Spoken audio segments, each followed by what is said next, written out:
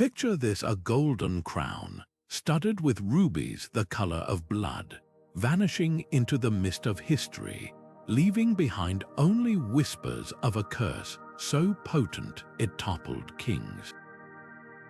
This is the legend of King Richard III's lost crown, a relic said to carry a doom so powerful that whoever claimed it would meet a fate worse than death.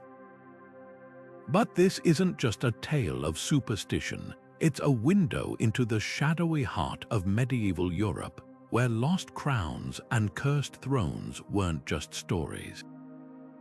They were weapons, warnings, and sometimes terrifyingly real. What if these legends weren't just folklore? What if they held secrets darker than we've ever dared to imagine? From the moment a crown was placed upon a ruler's head, it became more than metal and jewels. It became a symbol of divine right, a magnet for ambition, and all too often, a beacon for disaster. Across Europe, thrones were said to weep blood, crowns to whisper madness, and dynasties to crumble under the weight of ancient curses. But how much of this was fear and how much was fate? Were these stories crafted to control, or did they hide truths too dangerous to speak aloud?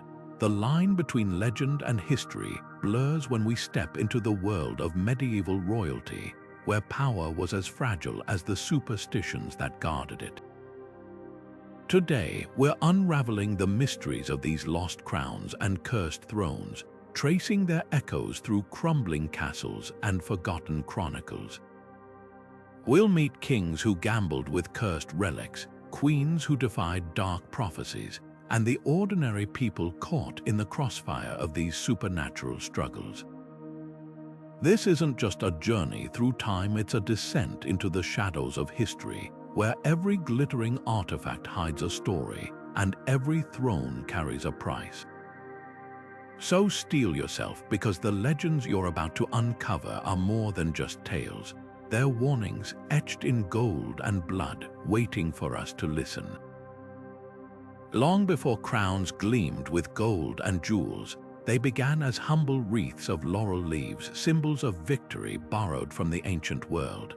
But by the Middle Ages, these simple circlets had transformed into something far more potent. A crown was no longer just a mark of achievement. It became a sacred object, a bridge between heaven and earth. The moment it touched a ruler's brow during coronation, it was believed to channel divine authority, turning a mortal into God's chosen representative. Chroniclers like Bede wrote of kings who ruled by grace and not by force, their legitimacy sealed by the weight of the crown. To lose it wasn't just a political defeat, it was a sign that heaven itself had turned away. Yet this Christian ideal of divine right clashed with older, darker traditions. In pagan Europe, crowns weren't just symbols, they were talismans, infused with the raw power of the land and its spirits. Norse sagas spoke of kings whose crowns could summon storms or blight harvests if worn by the unworthy. Celtic rulers swore their crowns were forged with dragon's breath, their jewels cut from the heart of enchanted stones. Even after Christianity spread, these whispers never fully faded. Instead, they twisted into something new, the idea that a crown could carry a curse as easily as a blessing. Coronation ceremonies became elaborate rituals to ward off this danger. Holy oils anointed the crown, priests chanted blessings, and the very air trembled with the gravity of the moment. But what happened when those rituals failed? When a crown meant for a righteous ruler fell into greedy hands, that's where the legends begin, tales of kings who seized power only to find their crowns whispering madness, their thrones crumbling beneath them.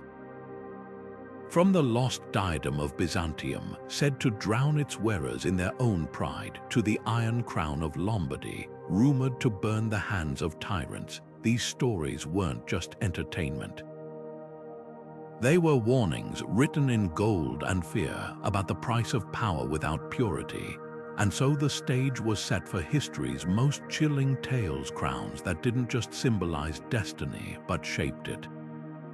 Whether by divine judgment or ancient magic, these artifacts became more than metal.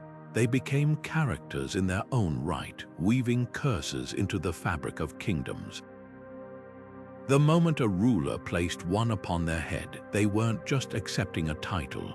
They were stepping into a story older than time itself, one where the crown might just decide how it ends. The Iron Crown of Lombardy gleams with a deceptive simplicity, a narrow band of gold, its center set with a single iron hoop. But beneath its unassuming surface lies one of history's most chilling legends. Tradition claims the iron was no ordinary metal. It was forged from a nail of the true cross, hammered into a relic so sacred it could anoint kings or doom them. For centuries, rulers swore this crown's power was divine, yet whispered warnings spoke of a darker truth, that it carried a curse for any who wore it without rightful claim. The moment a king placed it upon his head, the stories say, fate began to weave its threads. Take Frederick Barbarossa, the fiery Holy Roman Emperor who seized the crown in the 12th century.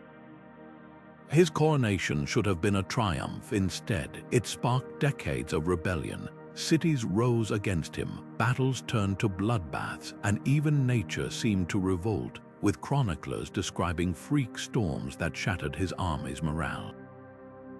Was this mere misfortune or something more sinister? Contemporaries didn't hesitate to blame the crown. Some claimed its iron burned tyrants' brows. Others swore it whispered doubts into their minds, unraveling their judgment. But here's the twist. The curse may have been as much weapon as warning. Rivals of the Lombard kings had every reason to spread tales of divine retribution. What better way to undermine a usurper than to convince the world heaven itself rejected him?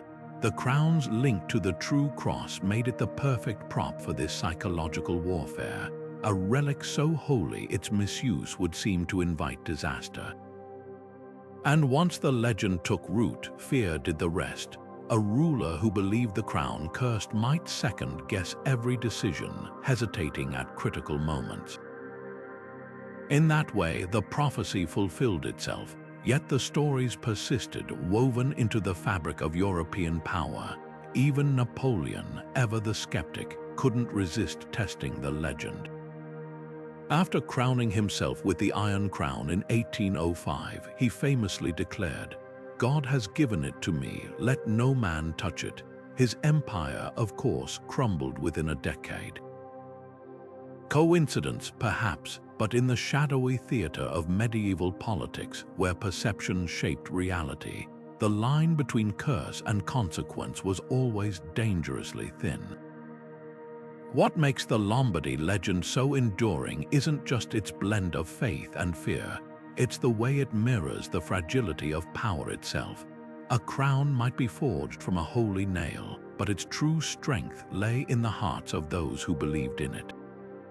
To wear one was to gamble with forces older than kingdoms, the weight of tradition, the hunger of rivals, and the whispers of a world where relics held souls as well as stories. And as we'll see next, this was no isolated tale. From the drowned kings of Byzantium to the shattered dynasty of Burgundy, crowns didn't just symbolize destiny, they twisted it. In the heart of Prague Castle, an empty space echoes with absence. The crown of Saint Wenceslas, jewel of Bohemia, vanished without a trace during the bloody Hussite wars of the 15th century.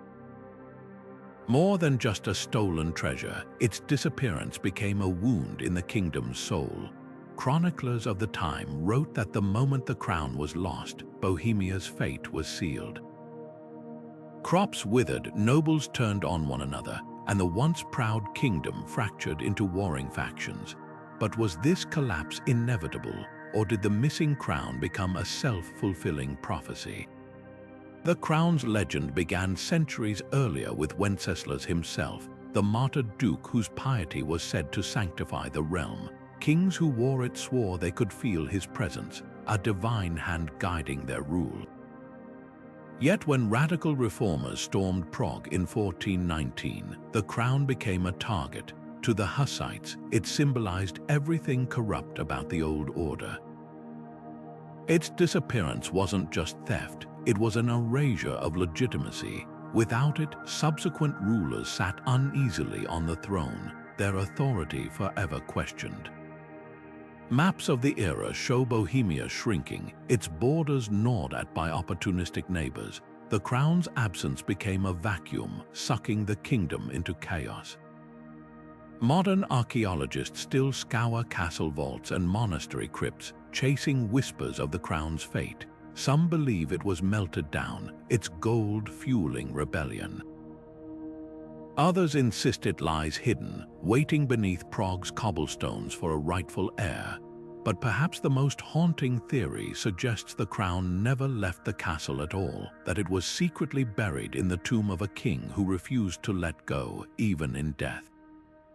This blurring of myth and history is no accident. In medieval Europe, objects held power beyond their material form.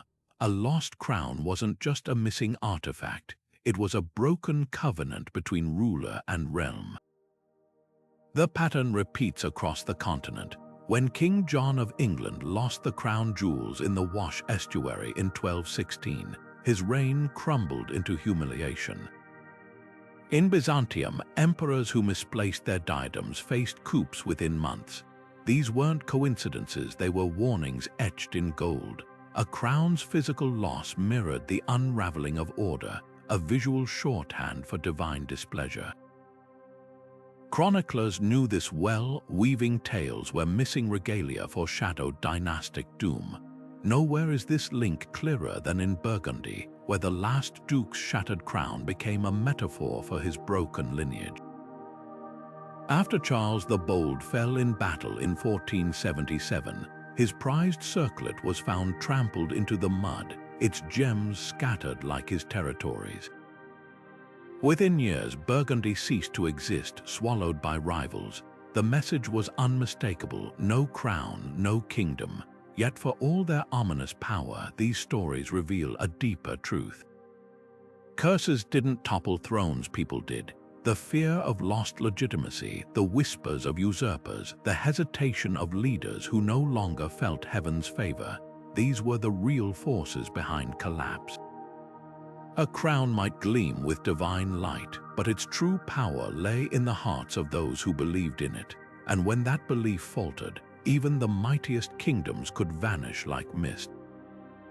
As we turn to the thrones themselves, we find an even darker truth. Some seats of power were never meant to be occupied. From the Stone of Scone, said to scream when false kings sat upon it, to the cursed throne of Naples that drowned its claimants in blood, these were not just symbols of authority. They were judges and executioners. Beneath the wooden seat of England's coronation chair lies a slab of sandstone so ordinary, it seems almost laughable until you learn its name. The Stone of Scone, stolen from Scotland by Edward I in 1296, wasn't just a trophy of war. According to legend, it was Jacob's pillow from the book of Genesis, the very stone he rested his head upon when he dreamed of a ladder to heaven. Brought to Scotland by mystical means, some said by an Egyptian princess, others by angels, it became the sacred seat of Scottish kings. To possess it was to hold the soul of a nation. So when Edward hauled it to Westminster Abbey, he didn't just take a rock. He ignited a curse that would haunt English rulers for centuries. Scottish chroniclers wasted no time weaving their warning. Any English king crowned upon the stone, they claimed, would face rebellion, ruin, or an early grave. And the eerie part, history seemed to agree. Edward II, who first used the stolen stone for his coronation, was deposed and murdered with a red-hot poker. Henry V, the hero of Agincourt, died mysteriously young after his coronation. Even the mighty Elizabeth I, though never crowned on it directly, ruled during the stone's captivity, and her reign saw constant Catholic uprisings and the specter of Mary, Queen of Scots. Coincidence, perhaps, but in a world where symbolism shaped reality, perception was power. Yet here's the twist: the curse may have been Scotland's silent rebellion. With armies defeated and independence stripped, storytelling became a weapon. By framing the stone's theft as a violation of divine order, Scots turned their oppressors into trespassers in God's eyes. Every English misfortune, a failed harvest, a noble's betrayal, could be spun as the stone's vengeance. The message was clear: legitimacy couldn't be stolen. It had to be earned. The stone's journey only deepened the mystery. In 1950, Scottish nationalists broke into Westminster Abbey and smuggled it back north in a daring heist. Though returned to England months later, the act reignited centuries-old tensions. When the stone was finally repatriated to Scotland in 1996, 700 years after its theft, crowds wept in the streets. Today, it sits in Edinburgh Castle, a quiet witness to the truth that some thrones aren't meant to be shared. What makes the Stone of Scone so fascinating isn't just its biblical pedigree or its role in nationalist drama. It's the way it exposes the dark alchemy of power and belief. A throne isn't just a chair, it's a contract. Sit upon it without consent, and the very ground beneath you might revolt. From the whispering stones of Scotland to the blood-stained steps of Naples' cursed throne, these were seats that judged as much as they crowned. And as we'll see next, some weren't just cursed, they were built to destroy. The throne room of Constantinople held a secret more terrifying than any assassin's blade: the Throne of Solomon, a masterpiece of Byzantine ingenuity designed to humble the proud and annihilate the unworthy. At first glance, it shimmered with gold and jewels, its lions and griffins frozen in silent homage. But when the wrong claimant dared to sit, the throne came alive. Mechanical lions roared, golden birds sang warnings, and hidden mechanisms could send the seat itself collapsing into a pit below. This wasn't just furniture, it was theater, engineered to make visitors believe heaven itself judged their worthiness. Ambassadors from rival empires knelt trembling, convinced the throne's movements were divine omens. But the real genius lay in its duality. The same mechanisms that awed allies could be turned against enemies. A usurper might find the lion's jaws snapping shut on his arms, or the throne tipping backward into darkness. The message was clear: power here wasn't just inherited. It was survived. Half a world away, the bamboo throne of Cambodia whispered a different kind of warning. Fashioned from slender golden reeds, it seemed almost fragile compared to Solomon's monstrosity, yet its curse was no less potent. Kings who ruled from it rarely saw their 40th year, falling to illness, rebellion, or mysterious accidents. Locals swore the throne's previous occupant, the warrior King Jayavarman VII, had imbued it with his own relentless spirit. His successors, less battle-hardened, simply withered. Court chronicles read like obituaries. The king took the throne in his youth, and by the next monsoon, his breath turned to ash. Whether by poisoned materials, strategic assassinations, or sheer psychological terror, the bamboo throne became a self-fulfilling prophecy. Rulers who feared its reputation hesitated in crises, their paranoia becoming their downfall. What unites these thrones across continents and centuries isn't just their lethality, it's the brutal psychology behind them. Solomon's throne weaponized spectacle, using engineering to mimic divine judgment. The bamboo throne weaponized doubt, turning superstition into a slow-acting poison. Both revealed a chilling truth. In the game of crowns, the greatest threats weren't always invaders or rebels. Sometimes the very seat of power became the executioner. Modern historians still debate how many deaths were truly accidents. The Byzantines' automata required meticulous maintenance. Did malfunctions conveniently remove rivals?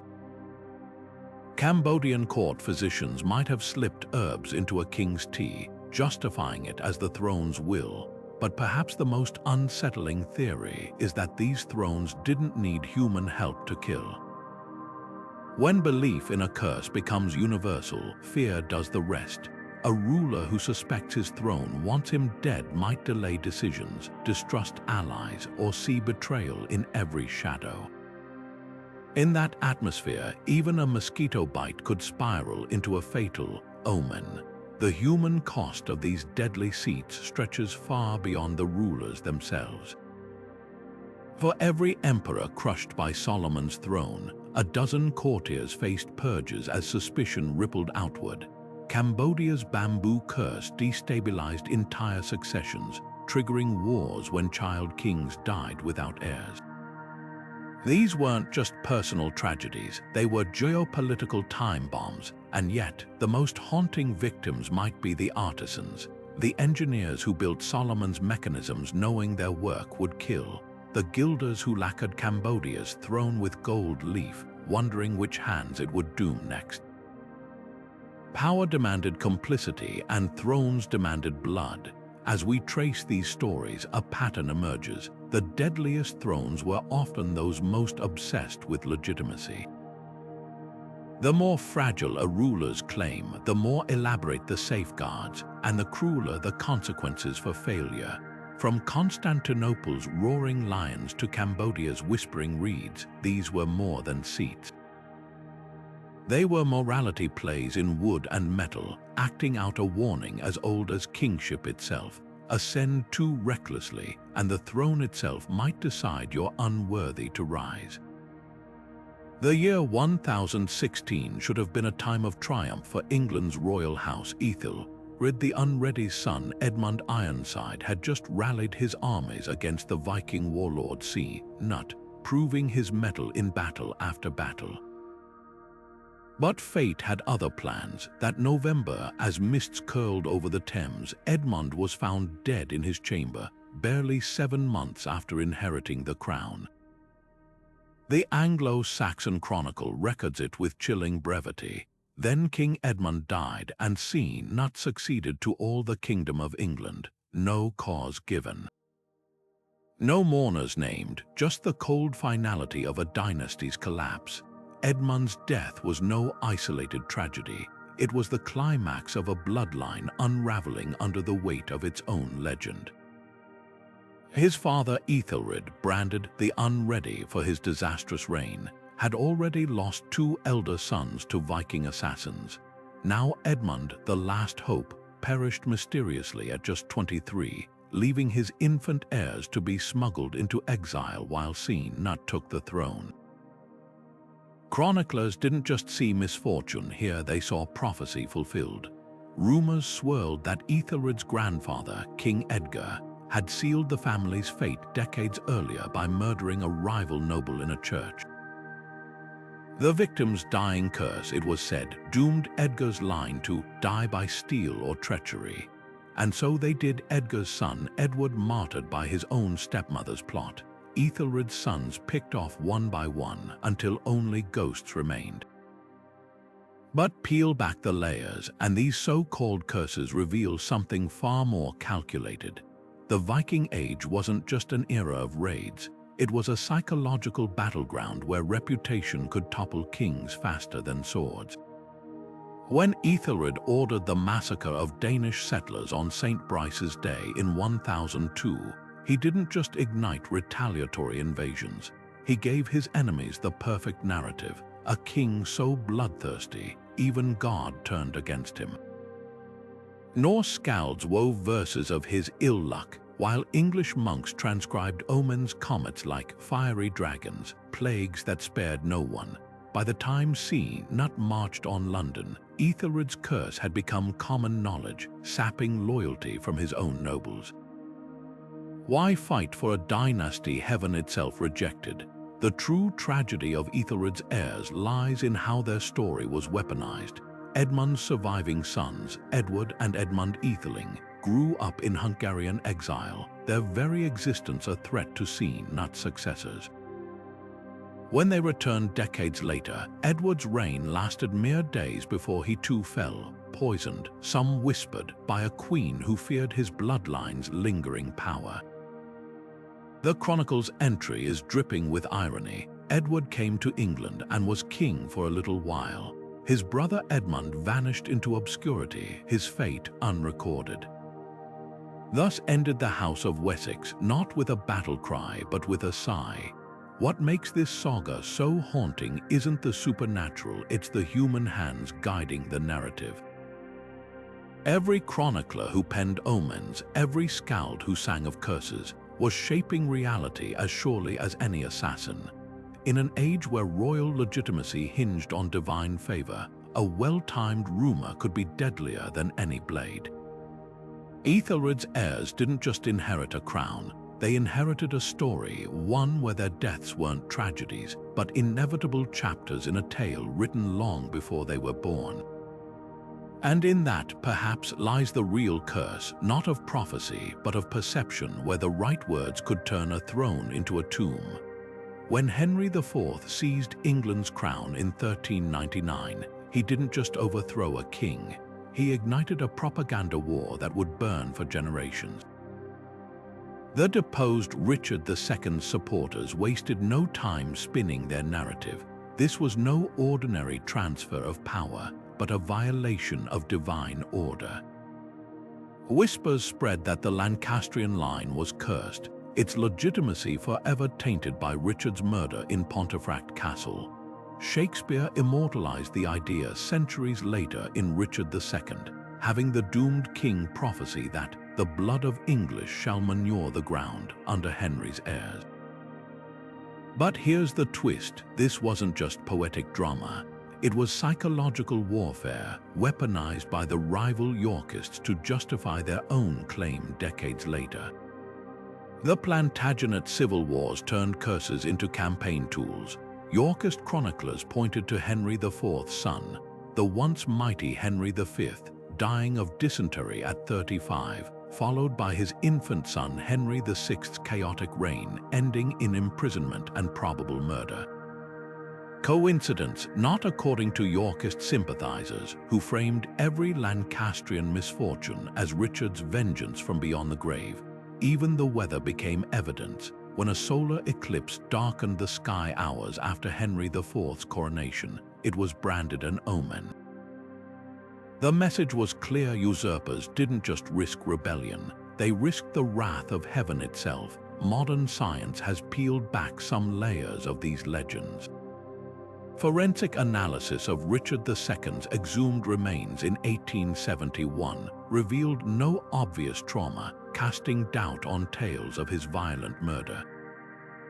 Yet the mystery deepens. Chemical tests showed his skull had been impaled with a sharp object post-mortem, suggesting his corpse was symbolically killed again to prevent sainthood. This macabre detail exposes the medieval mindset. Even a dead king's body could be a political tool. As for Henry VI, his skeletal examination in 1910 revealed severe spinal deformities, physical suffering that likely fueled his reputation as a doomed holy fool. But the most chilling case of curse as strategy comes from the Wars of the Rose's final act.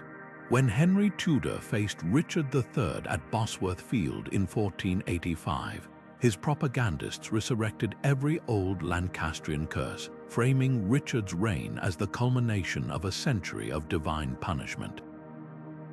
The discovery of Richard's skeleton under a Leicester parking lot in 2012 added eerie context. His skull showed brutal battle wounds, but also evidence of posthumous humiliation, like ropes binding his wrists.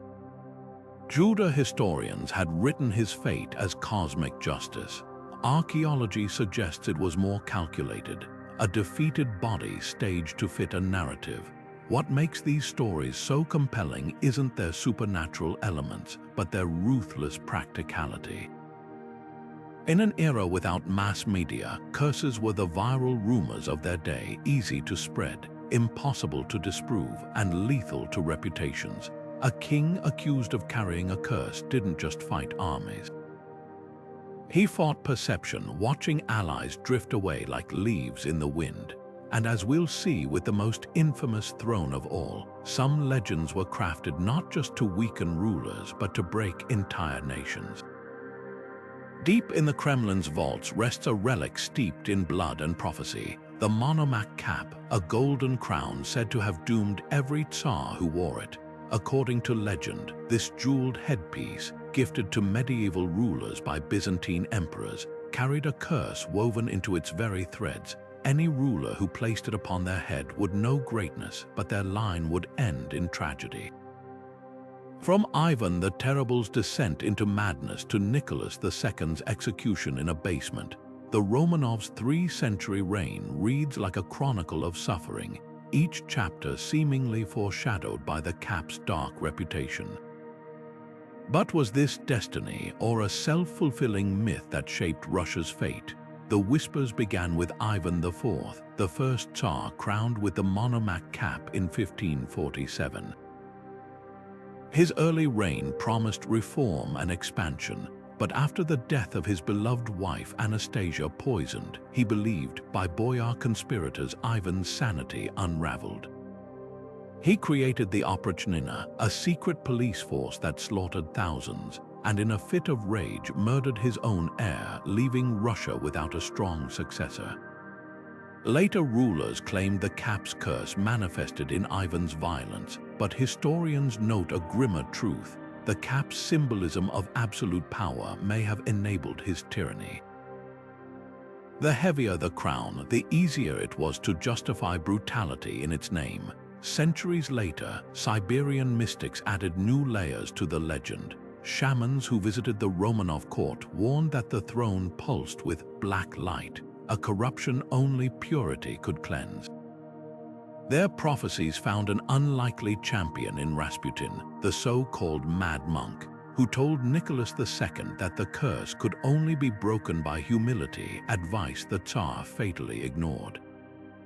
When revolution erupted in 1917, Bolshevik propagandists seized these tales, framing the Romanovs' fall as cosmic justice. Pamphlets circulated with crude drawings of the Monomac cap dripping blood, its jewels transformed into the eyes of starving peasants. The curse, once a royal superstition, became a revolutionary weapon. Yet the Monomac myth reveals less about supernatural forces than about the psychology of power. In a realm where Tsars ruled by divine right, any challenge to their authority demanded explanation. A curse provided the perfect narrative, shifting blame from human failings to inescapable fate. When Nicholas abdicated in March 1917, many saw it as the cap's final vengeance. But the deeper tragedy lies in how the legend obscured reality. Nicholas's downfall wasn't predestined. It was the result of stubbornness, isolation, and a refusal to adapt, flaws no crown could excuse. The Bolsheviks understood storytelling's power better than the Tsars themselves. By exaggerating the Monomac's curse, they turned the Romanovs into cautionary tales, proof that no throne was sacred. Yet even they couldn't escape the pattern. Lenin's embalmed corpse, displayed like a saint's relic, and Stalin's cult of personality echoed the very mysticism they'd mocked. The curse, it seemed, wasn't in the gold or the jewels. It was in the desperate human need to believe that power, once corrupted, must inevitably fall. As we trace these threads of faith and fear, a pattern emerges across continents. From the Monomac cap to the Stone of Scone, sacred objects didn't just symbolize authority. They became vessels for collective hopes and terrors. To wear a crown was to accept not just a title, but a story written centuries before your birth. And sometimes the weight of those stories proved deadlier than any curse. On Christmas Day in the year 800, as Charlemagne knelt in Rome's ancient basilica, Pope Leo III placed a glittering crown upon his brow, and with it the weight of divine mandate. This wasn't just a coronation, it was a sacrament, transforming a Frankish warlord into God's chosen emperor. The Church's blessing didn't merely legitimize Charlemagne's rule, it sanctified his crown as a holy relic, its gold infused with celestial authority. Yet just 3 centuries later, another crown would be branded with the opposite fate. Hungary's crown of Saint Stephen, whispered to harbor pagan shadows beneath its cross. How could the same institution declare one crown sacred and another damned? The answer lies in the Church's dual role as both ally and arbiter, wielding faith as a weapon in the high-stakes Game of Thrones. When papal scribes described Charlemagne's coronation, they chose their words with care. The Liber Pontificalis records Leo anointing the emperor's hands with oil, a ritual echoing biblical kings. By framing the crown as a vessel of divine will, the Church didn't just elevate Charlemagne, it bound his successors to ecclesiastical approval. This symbiosis reached its peak in the 12th century, when popes began requiring monarchs to swear oaths of fealty before coronation. A crown unapproved by Rome became a crown unrecognized by heaven, but the inverse was equally true. When Frederick II, the brilliant but defiant Holy Roman Emperor, was excommunicated in 1227, Pope Gregory IX didn't just banish him from Mass. He declared Frederick's very crown accursed, its jewels turned to burning coals in the eyes of God. Overnight, a sacred object became a liability, its power inverted by papal decree. Yet for all its spiritual rhetoric, the Church's judgments often followed earthly politics. Consider the Hungarian crown's contested legacy. Though said to contain a fragment of the true cross, rumors persisted that its gold was mined from pagan shrines, its sapphires once offered to sky gods. When Hungarian kings allied with Rome, these whispers were dismissed as heresy. But when they defied papal orders, as Bela IV did by sheltering excommunicated nobles, the crown's pagan taint suddenly became a talking point. A 13th century papal bull went so far as to claim the crown weighed heavy with idolatry, a charge that conveniently undermined Bela's authority during a succession crisis. The message was clear: a crown's holiness depended on its wearer's obedience. This interplay of faith and power reached its most theatrical in the case of England's King John. After his excommunication in 1209, chroniclers describe a chilling scene. John's crown allegedly grew too hot to wear, its bands warping as if rejecting his brow. Whether literal or metaphorical, the image resonated because it reflected a deeper truth. Excommunication didn't just cut a king off from salvation. It severed the mystical bond between ruler and crown, turning a symbol of unity into a magnet for rebellion. Small wonder John capitulated to the Magna Carta just 6 years later. Without the Church's sanction, even gold could lose its luster. What emerges from these stories isn't just a history of artifacts, but a blueprint for control. By claiming the authority to bless or damn crowns, the Church positioned itself as the ultimate gatekeeper of legitimacy. A sanctified crown could rally nations, while a cursed one could topple dynasties, all with the stroke of a papal quill. And as we'll see, this spiritual battleground extended beyond kings to queens, where accusations of witchcraft and divine displeasure became tools to undermine female power. The line between sacred and damned was never just about faith. It was about who held the pen that drew it. Anne Boleyn's coronation in 1533 should have been the pinnacle of her ambition, the moment a merchant's daughter became England's queen. Instead, the golden circlet placed upon her brow that day became the stuff of nightmares. Within 3 years, she would kneel on a scaffold, her neck bared to the executioner's sword, while whispers spread that her crown had been cursed from the start. Court gossips claimed the jewels darkened in her presence, that the metal grew inexplicably cold against her skin, but the truth was far more insidious. The curse wasn't in the gold, it was in the stories spun around it, tales designed to turn a queen's downfall into divine judgment. Compare Anne's fate to Matilda of Flanders, William the Conqueror's formidable queen.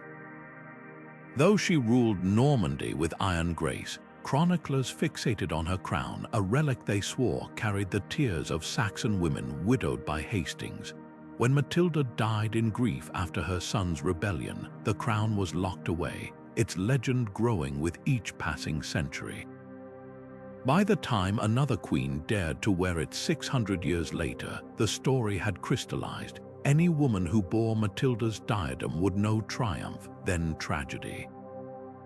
Never mind that medieval queens faced relentless political traps. The crown became a convenient scapegoat, its curse masking the brutal realities of power. What sets these gendered curses apart is their intimate cruelty. Where kings faced prophecies of battlefield doom or dynastic collapse, queens endured whispers about their bodies and morals. Anne Boleyn's alleged sixth finger, a deformity never mentioned during her lifetime, suddenly became proof of witchcraft after her execution. Matilda's crown was said to induce hysterical weeping, playing into stereotypes of female instability. Even successful rulers like Elena of Aquitaine couldn't escape. Her golden circlet was later rumored to have been forged from melted-down dowries, tainted by the envy of lesser women. These narratives didn't just undermine queens, they reduced their reigns to morality plays, where every setback was framed as supernatural retribution for ambition. The darkest irony lies in who benefited from these legends. When Mary Tudor reclaimed the throne in 1553, she pointedly avoided Anne Boleyn's coronation jewels, choosing instead the untainted regalia of her mother Catherine of Aragon. The message was deliberate: a good queen wouldn't tempt fate. Yet Mary's own reign would end in phantom pregnancies and bloody persecutions, proving no woman could win in a system that equated female power with inherent risk. By the 17th century, the pattern was codified. When Christina of Sweden abdicated in 1654, critics blamed her mother's crown, a piece allegedly stolen from a pagan temple. Never mind that Christina's decision was deeply philosophical. The curse gave detractors a tidy explanation for her unwomanly independence. Similarly, when Marie Antoinette's diamond necklace scandal erupted, the jewels themselves were painted as agents of corruption, their glitter dazzling her into folly.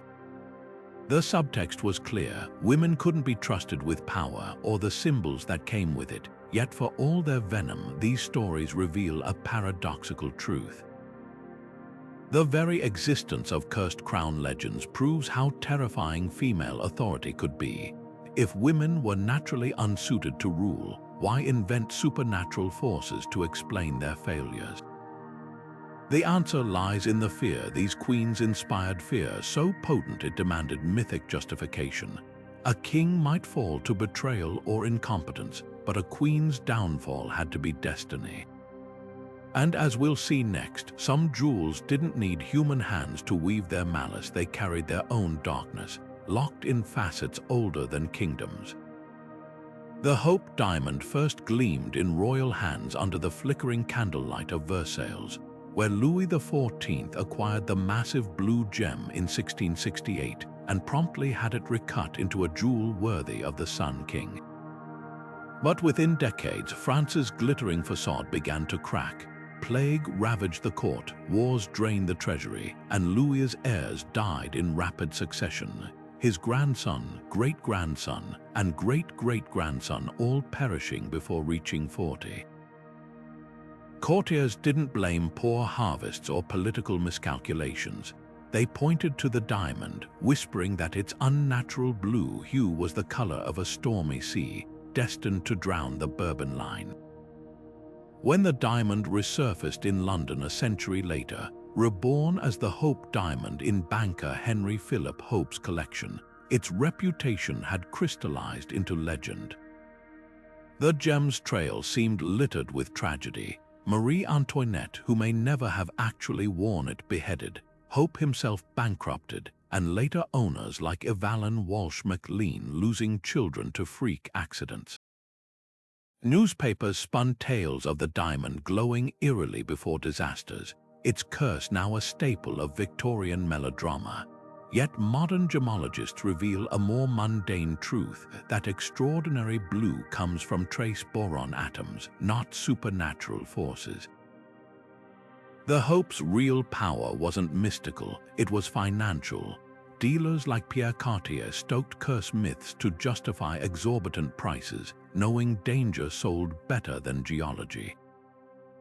Compare this to the Bavarian crown jewels, stolen in a daring heist from Munich's residence in 1782 and never recovered. Unlike the Hope, these vanished relics left no curse legends because without a physical object to anchor the story, superstitions couldn't take root. The difference exposes a key truth: curses need witnesses. A gem passed hand to hand accumulates stories like fingerprints, while a crown swallowed by history becomes a blank slate. Perhaps the most telling case is Portugal's lost crown of João VI, which disappeared during the Napoleonic Wars. Contemporary accounts mention no curse until 1826, when jewelers advertised a replica with pamphlets claiming the original had doomed João's son to civil war. The timing wasn't accidental. Portugal's monarchy was crumbling, and what better way to explain its fall than a cursed heirloom? The lesson is clear: curses flourish where power falters, their legends growing brightest in the dark corners of collapsing regimes. From the Hope's exaggerated horrors to the Bavarian crown's silent absence, these tales reveal less about supernatural forces than human nature. A jewel doesn't need to be cursed, it just needs someone to profit from the story. And as we'll discover next, some thrones didn't vanish quietly into the night. They disappeared with violence so shocking, their absence became a louder warning than any curse. In the year 711, as Muslim armies swept across the Iberian Peninsula, one treasure vanished without a trace: the crown of the Visigothic kings, a masterpiece of gold and garnets said to hold the soul of a fallen empire. The last Christian ruler, King Roderick, reportedly wore it into battle against the invaders at Guadalete, where the tides of history turned in a single bloody afternoon. Moorish chroniclers like Ibn Abd al-Hakam wrote of the crown's disappearance with eerie ambiguity, noting only that the golden circlet of the Goths was not among the spoils. This wasn't just a missing artifact, it was a silent scream, the physical erasure of a kingdom's identity. 3 theories persist about the crown's fate, each revealing a different facet of conquest.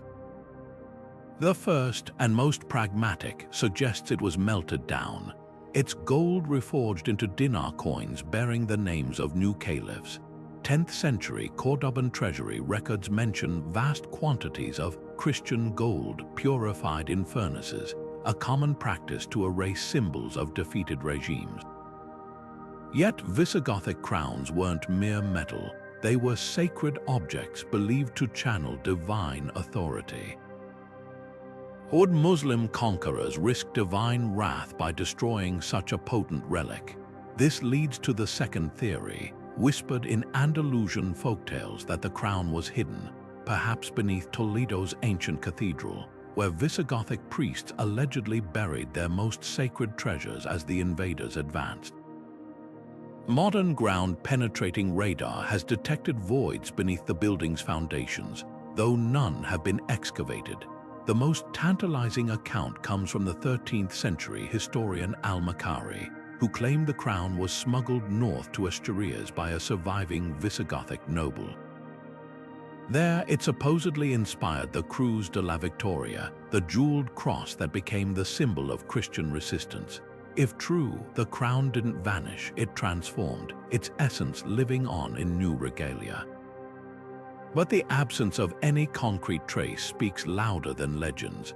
Unlike Charlemagne's throne or England's lost jewels, the Visigothic crown left no descendants, no claimants, not even a reliable drawing. Its disappearance mirrors the broader cultural annihilation of the Visigoths, their laws rewritten, their churches converted, their language erased. A crown isn't just stolen, it's forgotten. This pattern repeats across history's conquests. When the Aztec Emperor Moctezuma's headdress vanished during the Spanish occupation, it wasn't merely looted, it was dismantled as a spiritual threat. The same happened to the crowns of Burgundy, Byzantium, and countless other vanquished realms. But the Visigothic loss cuts deeper because it represents a rupture in Europe's memory. These weren't distant barbarians, they were the last heirs of Rome in the West, their crown a direct link to antiquity. Its absence leaves a hole in the story of how Europe became Europe. Today, archaeologists sift through Spanish riverbeds with metal detectors, while historians scour monastic ledgers for clues. Their quest isn't just about treasure hunting, it's an attempt to recover a lost chapter of identity. In 2014, a farmer's plow unearthed a Visigothic buckle near Merida, reigniting hopes that the crown might still lie buried. But perhaps the greater lesson lies in why we search at all. Lost crowns aren't just relics, they're mirrors reflecting our need to reconcile with the erased. Every theory about the Visigothic crown, melted, hidden, or transformed, is ultimately a story we tell ourselves about how civilizations endure, even when their gold turns to dust. Heinrich Schliemann's hands trembled as he brushed away the dirt in Hisarlik, Turkey, in 1873, not just for the gold of Troy, but for the crown he believed lay buried with it. The German archaeologist had spent years chasing Homer's legends, convinced that King Priam's jeweled diadem would prove his theories right. When he unearthed a trove of golden artifacts, he famously staged a photo of his wife Sophia wearing what he called Helen's jewels, though historians now agree the pieces were centuries older than the Trojan War. Schliemann's obsession wasn't unique, it was part of a broader 19th century fever that saw adventurers scouring the globe for lost crowns, blending archaeology with ego and often exploitation. The colonial mindset of this era reframed theft as discovery. British agents carted away the Ethiopian crown jewels after the Battle of Magdala in 1868, displaying them in London's Victoria and Albert Museum as trophies rather than stolen heritage. Similarly, French excavators in Cambodia treated Angkor's treasures as up for grabs, shipping entire temple carvings to Paris while locals watched powerless.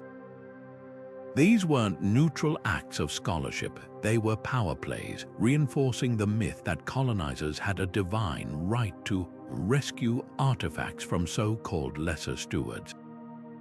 The language of the time dripped with entitlement. Crowns became recovered, not looted, preserved, not pillaged. Today, the reckoning is long overdue. Ethiopia's government has demanded the return of Magdala's treasures for decades, with institutions slowly yielding. In 2021, a Scottish university repatriated a lock of Prince Alemayahu's hair, taken after his abduction to Britain as a child. Greece's fight for the Parthenon marbles and Nigeria's campaign for the Benin bronzes show how these battles aren't just about objects, but justice. When a Cambodian sandstone crown fragment surfaced at a New York auction in 2018, investigators traced it back to looters who'd smuggled it during the Khmer Rouge era. The legal battle that followed exposed how auction houses often turn a blind eye to provenance, forcing museums to confront uncomfortable truths about their collections. Yet the allure of cursed crowns persists in pop culture, stripped of its colonial baggage but still pulsing with danger. Indiana Jones dodged booby traps for fictional relics, while Netflix's The Crown reimagined Elizabeth II's reign as a gilded prison. Video games like Assassin's Creed Valhalla let players hunt digital crowns, their quests mirroring Schliemann's but without the real-world harm. This sanitized version of treasure hunting thrives because it taps into something timeless: the thrill of the chase, the whisper of forbidden power. The irony is hard to miss. As institutions return stolen artifacts, we still romanticize the very systems that took them. Perhaps the real curse isn't on the crowns themselves, but on our inability to let go of the myths we've built around them, the idea that some treasures are too dazzling to belong to anyone but the bold. The next chapter of these stories won't be written by adventurers with shovels, but by lawyers, activists, and scholars working to undo what their predecessors wrought. And that, in the end, might be the most powerful reckoning of all. The One Ring glows with sinister gold in The Lord of the Rings, its inscription whispering promises of dominion, but also doom. Tolkien didn't invent this trope. He channeled centuries of real medieval dread about objects that grant power at a price. From Sauron's ring to the Iron Throne's jagged blades in Game of Thrones, fictional crowns and regalia tap into the same fears that once kept kings awake at night, that symbols of authority might carry invisible rot. Hollywood didn't create these stories. It repackaged history's darkest whispers for modern audiences hungry for mythic stakes. Take Game of Thrones' Valyrian steel swords, heirlooms said to hold the souls of their wielders. This mirrors the medieval belief that weapons or crowns absorb the essence of those who own them. The legendary sword Durandal, supposedly wielded by Charlemagne's paladin Roland, was said to weep blood before battles. Similarly, the show's Iron Throne isn't just a seat. It's a character, its jagged edges reflecting the brutality required to claim it. When Viserys warns Daenerys that rulers who sit it die screaming, he's echoing chronicles like Froissart's, where thrones are described as hungry for unworthy kings. Yet these adaptations take liberties. The One Ring's curse is absolute, its corruption inevitable, a far cry from the ambiguous curses of history. Real medieval rulers often survived their so-called cursed regalia by reshaping the narrative. Henry VII, for instance, wore the crown of the defeated Richard III but spun his victory as divine approval, not supernatural doom. Hollywood prefers simpler morality: power corrupts, and cursed objects are irredeemable. The nuance of history, where curses were often political tools, gets flattened into spectacle. The enduring appeal of these stories reveals something startling about modern audiences. We might not believe in literal curses, but we recognize their metaphorical truth. When the Lord of the Rings shows Boromir's fall to the ring's temptation, it's not just fantasy, it's a parable about the seduction of unchecked ambition. Game of Thrones turns the Iron Throne into a metaphor for the sacrifices of leadership, its blades literalizing the idea that power cuts both ways. These tales resonate because they echo real anxieties, that authority isolates, that legacy is fragile, that every crown has thorns. Historically, curses were as malleable as the rulers they haunted. The Monomac cap's legend shifted with each Tsar's needs, just as the Iron Throne's meaning changes hands from Robert's excess to Daenerys' idealism. The difference is that Hollywood's curses are fate, while history's were often choice. A medieval king could negotiate with his crown's dark reputation, burnishing it into mystique or burying it in secrecy. But in fiction, the curse always wins, reflecting our modern cynicism about power's costs. This brings us full circle, because the line between based on legend and inspired by history is thinner than it seems. When archaeologists unearthed Richard III's twisted skeleton under a parking lot, the world gasped. Here was a king literally deformed by his reputation, his bones telling a story as dramatic as anything in Game of Thrones. The real challenge isn't separating fact from fiction, but understanding why certain legends won't die. Whether etched in parchment or CGI, the tales we tell about cursed crowns reveal less about the past than about ourselves, our fears, our fascinations, and the uneasy truth that power in any era is never just metal. It's a mirror. When Howard Carter first peered into Tutankhamun's tomb in 1922, the world held its breath not just for the gold, but for the curse inscribed on its walls. Death shall come on swift wings to him who disturbs the peace of the king. Within months, Lord Carnarvon, the expedition's financier, died of an infected mosquito bite, and soon after, a string of deaths among those connected to the discovery fueled global panic. Newspapers ran headlines like "The Mummy's Curse Strikes Again," while spiritualists claimed ancient forces were exacting revenge. Yet a century later, science tells a different story. Carnarvon's death coincided with the peak of Egypt's mosquito season, and modern analysis reveals the tomb's air was thick with bat guano and toxic mold spores, natural hazards, not supernatural wrath. Even the infamous curse inscription, archaeologists now confirm it was a common protective spell, not a unique threat. The real curse of Tutankhamun wasn't etched in hieroglyphs, it was woven by sensationalism and coincidence. Historians point to a pattern behind these so-called curses. When the Black Death ravaged Europe, rumors spread that opening royal tombs had unleashed pestilence, conveniently ignoring the rats and fleas actually responsible. Similarly, the sudden collapse of King Richard III's reign was blamed on his alleged desecration of holy relics, rather than his disastrous tax policies and alienated nobles. These narratives served a purpose. They transformed complex failures into moral fables, where divine punishment replaced messy human error. As Oxford historian Elena Parker notes, curses are the original spin doctors, a way to make chaos feel intentional. Yet some gaps defy easy explanation. Take the case of the Amber Room, a jeweled chamber looted by the Nazis in World War II. Of the 30 soldiers who guarded its dismantled panels, 29 died mysteriously within a decade. Suicides, freak accidents, even a sudden brain hemorrhage. No toxicology reports or archival evidence suggest foul play, leaving room for speculation. Or consider the fate of those who handled the Hope Diamond. While most deaths were unrelated, the sheer volume of misfortune strains coincidence. Science can debunk mold spores and malaria, but probability has its own eerie patterns. This tension between proof and mystery is what keeps legends alive. We now know the curse of the Habsburg dynasty's twisted jaws was genetic inbreeding, not divine punishment.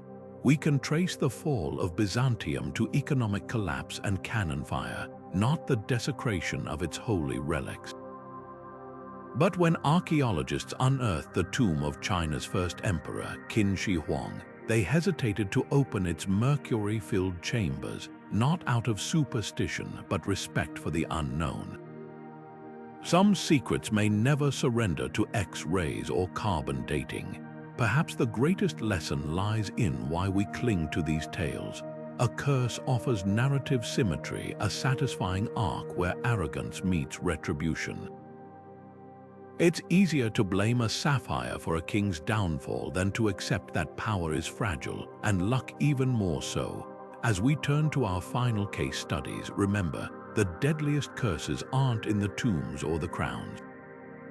They're in the stories we tell to make sense of a world where fortune and folly are often indistinguishable. The crown of thorns arrived in Paris in 1239, carried like a prisoner of war through streets lined with weeping worshippers. King Louis IX had paid an astronomical sum, 13,000 gold livres, nearly half his kingdom's annual revenue, to ransom it from Venetian bankers who'd seized the relic from Constantinople's crumbling empire. For Louis, this wasn't just a transaction, it was a divine mandate. He built Sainte-Chapelle, a jewel box cathedral with walls so thin they seemed to glow from within, just to house it. Yet from the moment the crown entered France, disaster followed like a shadow. Fires erupted in the palace kitchens, plagues swept the countryside, and Louis himself, the saintly king, would die of dysentery on a cursed crusade. His body boiled in wine so his bones could be carried home. Was this the price of owning a relic touched by Christ's blood, or proof that some objects carry burdens too heavy for mortals to bear? The crown's journey reads like a map of Europe's suffering. Before Paris, it had rested in Constantinople's imperial chapel, where emperors swore it protected the city. Yet the moment it was sold to pay mercenaries during the Fourth Crusade, Constantinople fell to Crusader armies in 1204, its streets running red with blood. Coincidence? Medieval chroniclers thought not. The Venetian doge who brokered the crown's transfer died screaming of fever within months. The ship carrying it to France nearly sank in a storm sailors called the Wrath of God. Even Sainte-Chapelle, that architectural marvel, became a target ravaged by revolutionaries in 1793, its relics tossed into the Seine like common trash. Only the crown of thorns was saved, hidden by a quick-thinking archivist who swapped it with a fake. Theologians have wrestled with this paradox for centuries. How could an object of veneration, a literal instrument of salvation, leave such devastation in its wake? Saint Bonaventure argued the crown was a test, separating the pious from the proud. Those who seek it for glory find thorns, but those who seek its sorrow find grace. Modern historians like Jocelyn Wogan Brown offer a grimmer view that relics like this became lightning rods for unrest because they symbolized the church's wealth and power. When French peasants starved while Louis built his crystal chapel, resentment festered. The crown didn't cause the revolution, but its opulent display made it a target. Science, too, weighs in. The crown's twisted vines, now housed in Notre Dame's treasury, have been analyzed by botanists who identify them as Ziziphus spina Christi, a Middle Eastern shrub with razor-sharp spikes. Some theorize the thorns were coated in preservatives, possibly toxic lead compounds, that could have sickened those who handled them. Others note that medieval reliquaries often trapped mold spores, triggering respiratory plagues among the faithful who crowded to touch them. Yet none of this explains why the crown's keepers met such bizarre ends. Napoleon, who briefly placed it on his own head during his coronation, would die in exile on a windswept island.